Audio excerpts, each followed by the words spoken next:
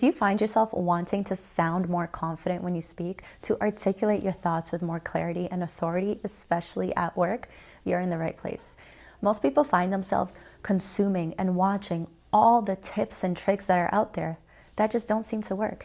And there's a core reason why that just seems to be overlooked in the communication space. And that's because when your psychology is not set up for success, any tip or trick that you learn will be difficult to implement, will be difficult to keep, and just won't work for you.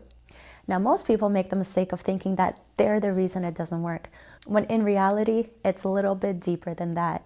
So in today's episode, I'm going to be unpacking the 3 psychological principles that I see consistently making my clients sound way less confident and credible than they actually are. So by the end of today's episode, you'll understand why sounding confident has been so challenging for you so far, why it's happening, and what you can do about it moving forward.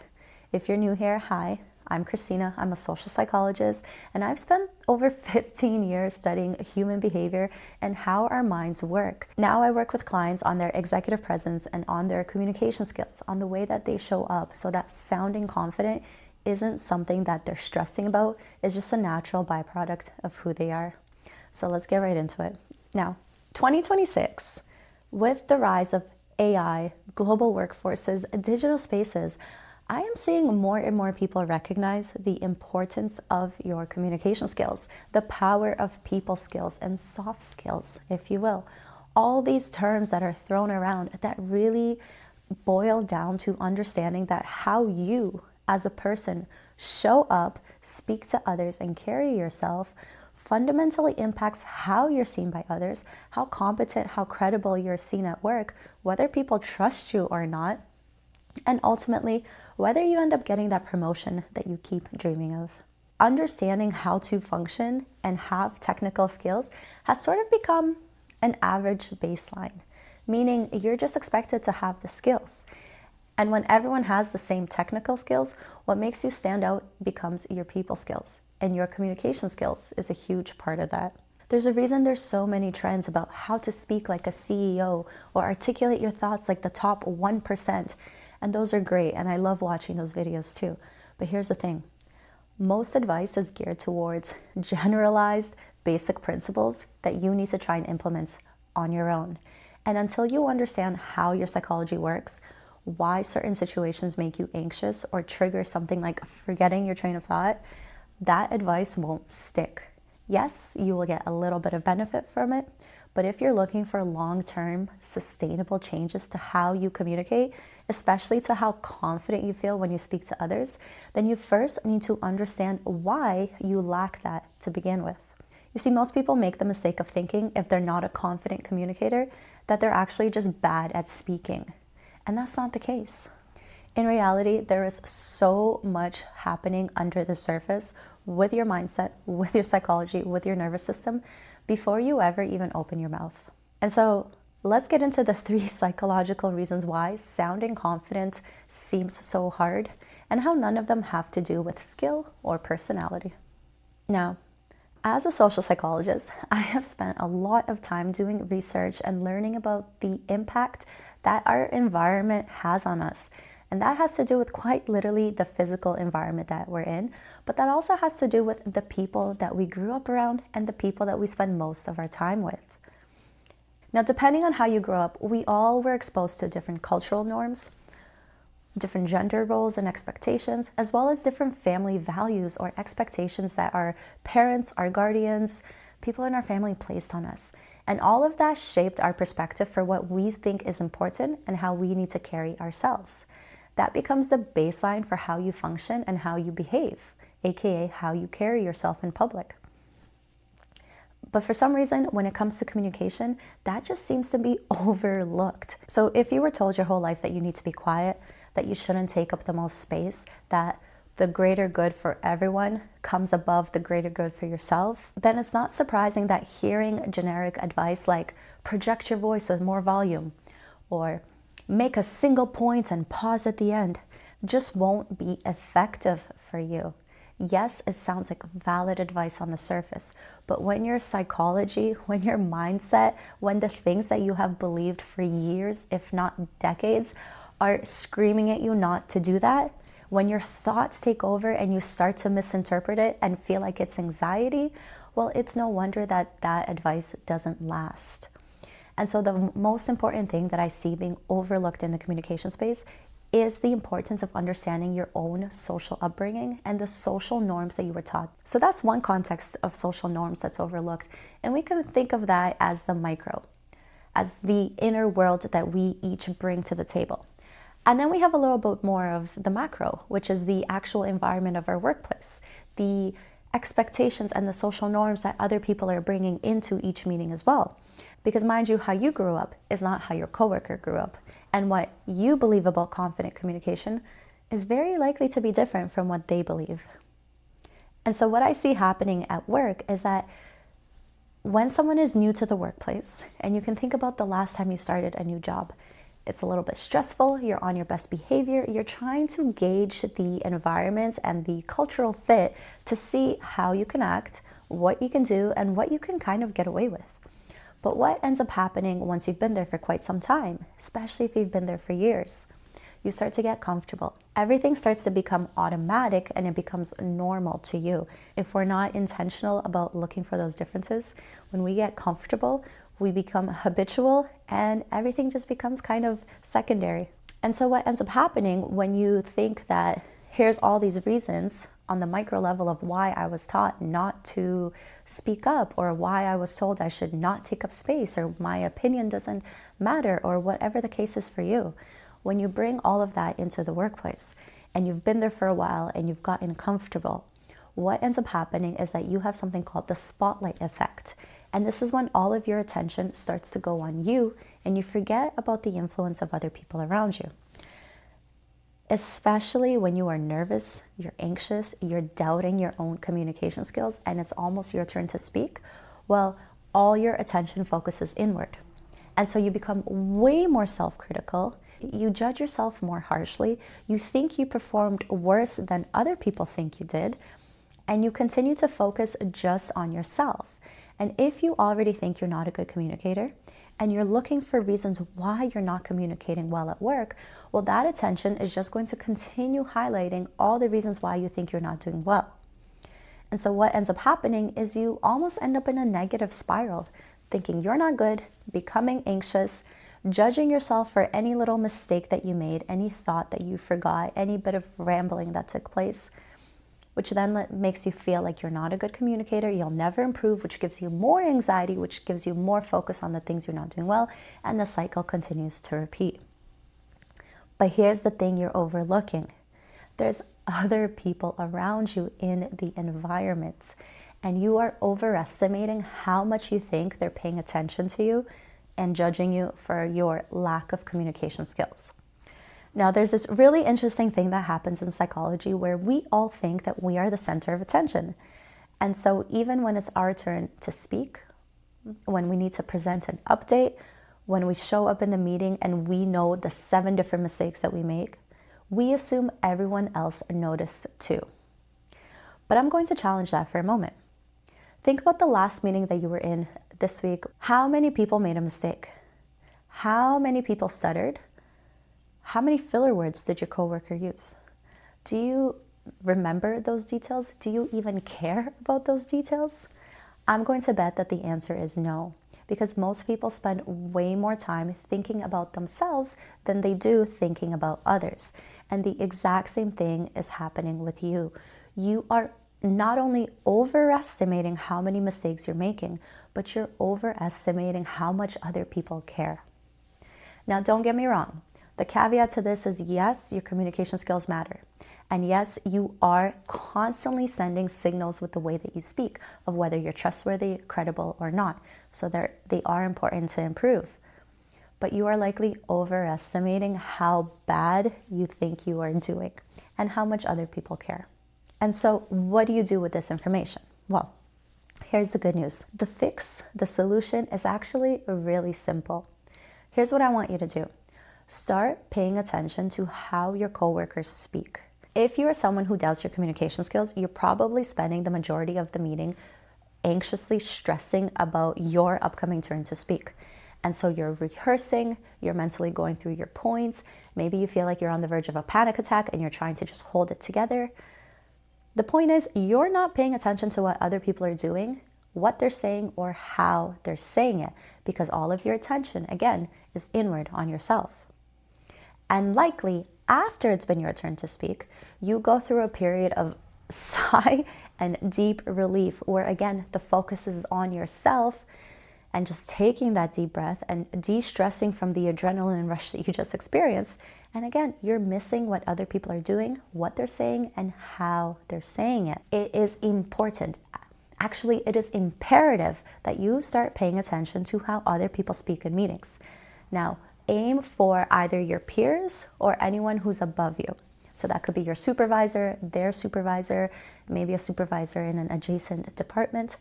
I want you to start paying attention to how they speak, especially in the moments that tend to stress you out. So this looks like, how do they act and how do they carry themselves? How do they answer questions that they weren't prepared for? Are they stuttering? Do they have 2 to 3 phrases that they're constantly rotating, like, I'll look into it and get back to you by next week? What are they doing? How many filler words are they using? Are they prepared? Or are they actually not that prepared, but they're able to maybe have the same framework that they're going through every week? Are they asking a lot of questions, or are they sort of stuttering through what they need to say and passing it on to the next person? When you start to shift your attention away from yourself and your own anxiety and onto the other people that you're spending time with, you will start to see the cracks in their facade as well. You will start to see that they're making the same mistakes that you are stressing out about, because that is just part of communicating. We all make mistakes in how we deliver information. But the beautiful thing about this is that it gives you a very clear template for how you can improve your communication skills. Because if you're seeing that your superiors, your supervisors are all rotating between 2 to 3 different phrases of, I'll get back to you, I'll look into that, I'm not sure, let me look up more information, you can start to implement those for yourself. If you're someone who tends to be stressed about needing to answer the question right away as soon as someone asks, but you notice that they're taking a few seconds, a few moments to think about it, maybe they're even very strategically saying, like, let me think about that for a second, and then gathering their thoughts.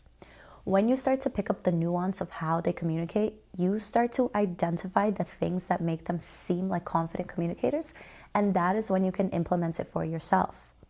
Because when you have this big, ambiguous, be more confident, nebulous cloud hanging over your head, you don't really know what that means. And trying to tackle every single aspect of confident communication at once, especially when you're battling your own expectations of how you should show up, is extremely difficult, and it just won't work. And so, to wrap up the first psychological principle holding you back, stop spending so much attention on yourself and start paying attention to how other people speak and to how they deliver information at work. Take the good, appreciate the bad, because everyone has a bit of both. Now, the second psychological principle that I see so often overlooked is actually the most important one. And this is the idea of your nervous system, your stress levels, and your cognitive load. Now, let me explain what this means. You've heard that stress is bad for you. Heck, by now you've experienced it for yourself. Stress makes you change the way that you show up as well as the way that you sound. When your stress levels go up, it not only impacts how you're feeling emotionally, but it impacts the way that your nervous system regulation is working, as well as how you operate cognitively. So increased stress actually reduces how well you can think and how well you can remember information. Now, this is important for how you communicate, because not only do you need to be able to think on your feet, not only do you need to be able to process information to then articulate it clearly, but you also need to be able to remember the right words, phrases, or terminology to use. And so stress cannot be overlooked. But here's the thing, we need to go a little bit deeper with this.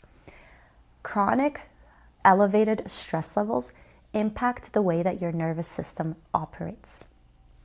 When you are someone who has a stressful job, a stressful lifestyle, maybe even things like anxiety, it begins to change your nervous system. Now, this is important because when your nervous system is dysregulated, when you are in a chronic state of stress, overwhelm, overstimulation, when you feel like you're a small thing away from having a panic attack or a major breakdown, that completely changes the way that you carry yourself, the way that you show up, and the way that you're able to speak. Even on a good day, no matter how prepared you are, if your nervous system is dysregulated, that will physiologically change the way that you think and the way that you're able to speak. Now, let's keep going with this. In psychology, we have something called your cognitive load. Think of this as your brain's capacity for how much information it can process and handle at one time. If you're multitasking, if you're doing a lot of things at once, if you have a lot of information coming in, if you're overstimulated, all of these things increase your cognitive load. Think of it as like your computer. If you're running 5 different programs and have 32 tabs open and you're trying to download other things while your Wi-Fi is glitching, well, your computer is just not going to be able to maintain all of that. And it might slow down, it might freeze, it might crash completely. The same thing happens with your nervous system. And so when you have an increased cognitive load, that actually changes the way that you think, that changes the way that you make decisions, and that changes the way that you recall information. AKA, the higher your cognitive load, the worse you think, the worse you process information, and the more difficult it becomes to articulate your thoughts. Now, this is where most people haven't actually made the connection that makes the biggest difference. It's not just about your stress levels. It's not just about your nervous system regulation. Both go hand in hand and exponentially worsen your results. If your nervous system is already dysregulated, that is impacting how difficult it is for you to think about the thing you need to say, for you to actually be able to articulate your thoughts. Because not only does your processing speed slow down, but your memory recall worsens. That means as you're trying to think about your next thought, it's like you're thinking in slow motion. And as you're trying to think about the next word you want to say, it's like you're using a file directory with broken links everywhere. You just can't find the words you're looking for. And so what I want you to understand is this. If your nervous system is already dysregulated and speaking makes you extra stressed or anxious, well, now you're doubling that. And then you're increasing your cognitive load by trying to think about everything, remember the information, recall the points you need to make while also trying to maybe implement some of the stuff you learned on YouTube. And now you're just over the top. Another way to think about this is if you were your phone with your phone battery. A chronically dysregulated nervous system is draining your battery to like 40%. And you're just not operating as well as you should be. But then when you add in the added stress of the workday, of the meetings, as well as the added stress of, oh my God, I don't think I'm going to speak well in this meeting, and the panic that comes with that, well, you've already drained your battery to 10%. And now trying to show up as a confident communicator on a 10% battery, well, you are setting yourself up for failure and not even knowing why. And so what I want you to consider is this. Is the thought of speaking up and speaking with confidence making you stressed? Or are the chronically high levels of stress you're experiencing leading you to perform way more poorly than you could be? If this is making sense, drop a brain emoji in the comments so that I know this point hit home, because this is one of my favorite points to talk about, and I've seen the biggest difference in myself. As someone who had 2 kids while in school full-time and running a few side businesses, I could tell you my nervous system was dysregulated and completely beat down. And I noticed it for myself. It was hard to think. It was hard to function. It was hard to speak. And especially because I had 2 young kids at the time and I was speaking like a child, or I was speaking to my young children a lot of the time. When I showed up and had to speak with other functioning adults in a professional setting, boy, was it hard. The words were not there. The vocabulary was not there. Everything was just way more challenging because of the physiological state that I was in.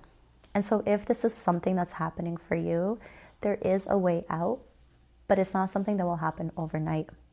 It's something that you will have to spend time with and learning the techniques that will work for you to re-regulate your nervous system on a daily basis to then be able to show up in the way that you want. Just like you have to charge your phone battery every single day, you can't charge yourself and do self-care once a week or once a month and expect that battery to last. And so if you've watched all the techniques, tried all the tips, but you can't get them to actually stick, it might not be because you're a terrible communicator and you'll just never get it. It might just be because your system can't tolerate them yet. And so moving on to our third psychological principle, and this is a really good one because I think it's so incredibly easy once you understand it, and it makes one of the biggest differences. In some of my research, I actually examined how our attitudes and our abilities get passed down from parents to kids. And one of the most interesting things that I learned consistently and that I saw in my research was how much exposure to someone else impacts the way that we understand the world and the way that we carry ourselves. And so when it comes to communication, one of the biggest things that I see is that people are not intentional with what they're exposing themselves to. Now, I won't get into the nuance and the logistics of how much everything you consume impacts you. From the shows you watch, the music you listen to, the books you read, the people that you talk to. Whatever you are consuming and spending time around is influencing you and influencing how you sound when you speak. So here's what I want you to assess real quick, and drop a star emoji in the comments if this resonates, okay? I want you to do a quick audit of who are the types of people that you spend the most time with. What kinds of things are you listening to?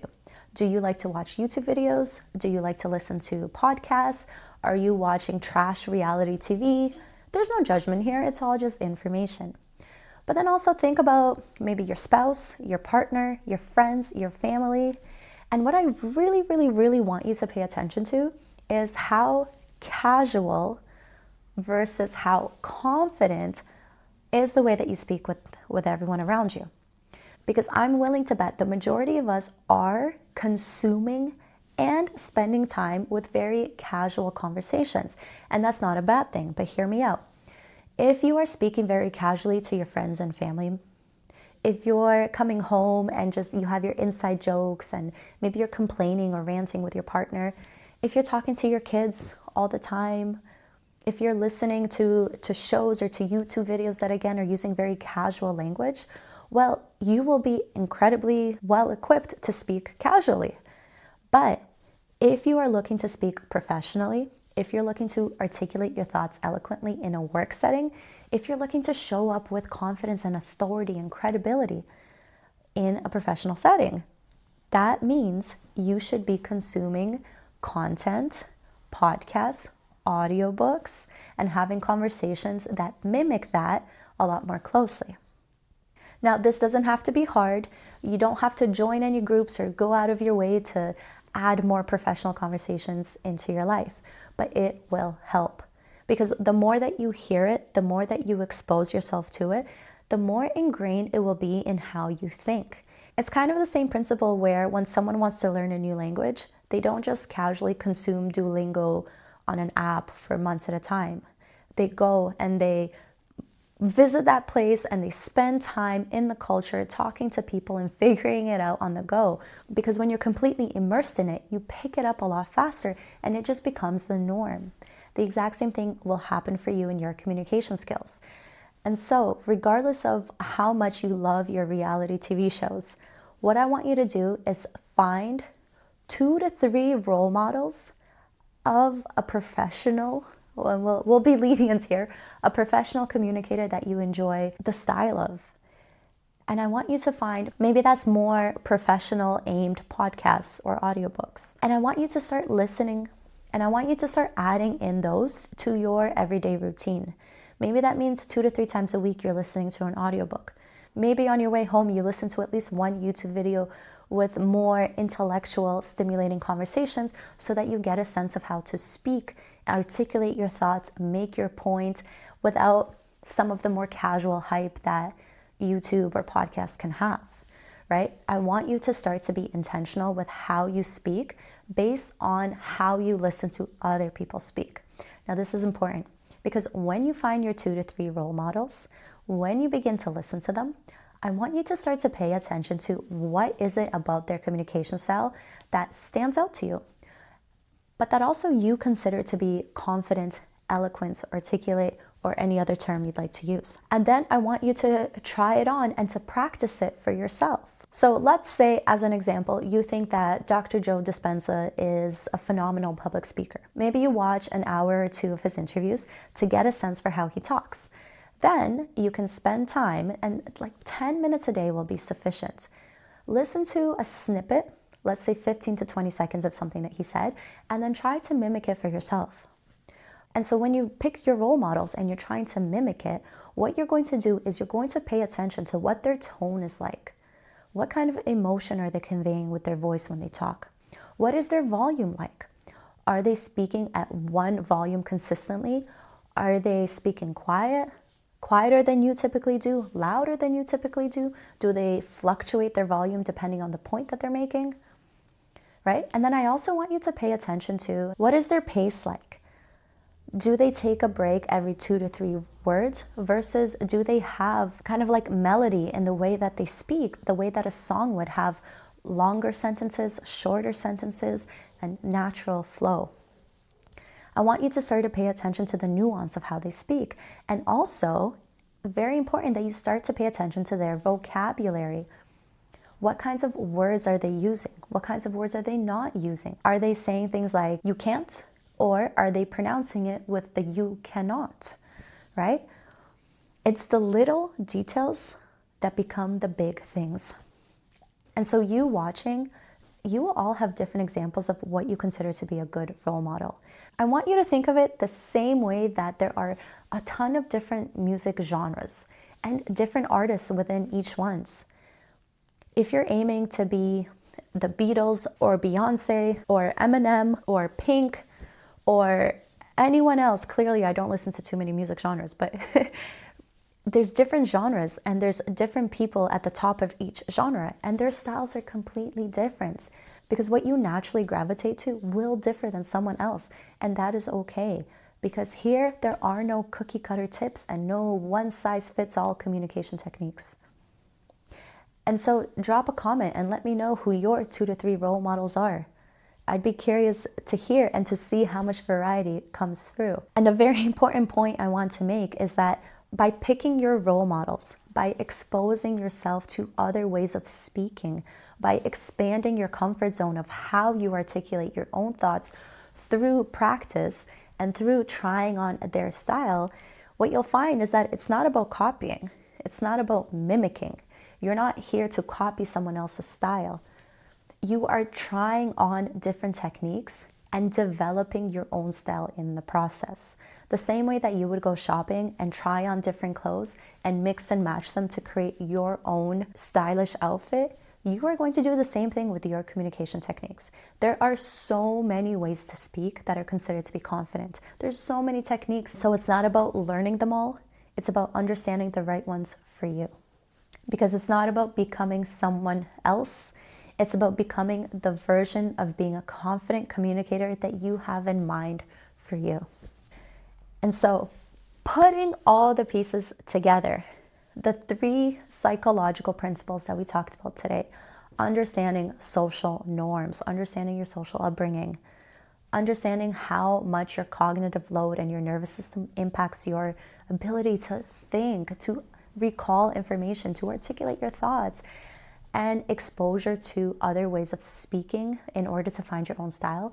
All of these might not sound like they have to do with confidence on the surface. And that's the thing. Confidence doesn't come from trying harder.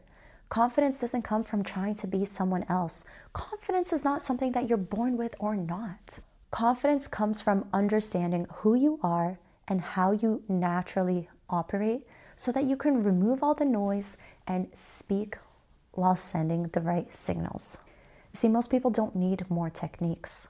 Most people need fewer roadblocks to get to the confidence that they're aiming for. And so with all of these psychological principles, it's really coming down to understanding yourself, understanding how you currently operate, and understanding how to have more capacity for yourself so that you're able to hold space, recall the information, and say what you need to say without breaking down in the process. Because if you make a mistake, if you lose your train of thought, if you forget something important you were supposed to say, that doesn't mean you're not confident. Matter of fact, it's in those exact situations that determine whether or not you come across as confident. Because when you can hold capacity for yourself, when you understand that making mistakes is just part of it, and when you can have the confidence to answer with no pressure, even if you don't have the information right then and there, that is how true confidence is built from within and noticed by others. If you're looking to dig deeper and understand how you currently think, where you're getting caught up, and some of the communication mistakes that you're currently making, likely without realizing, go ahead and check out the 180 Signals assessment that I've created. I'll link it in the description below. This is a free assessment that you can take to really start to unpack some of the psychological things that are happening with you before, during, and after you speak to others.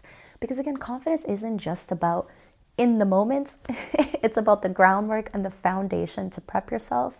It's about how you show up, and it's about how you react and treat yourself afterwards. And so, my friend, if your confidence feels like it's lacking or like it's just too inconsistent, I really want you to understand that there's nothing wrong with you, and you've likely just haven't fully optimized your own psychology yet. Once you do that, I want you to think of it as like the first domino that will fall and make everything else fall down smoother, faster, better. I hope you found this helpful.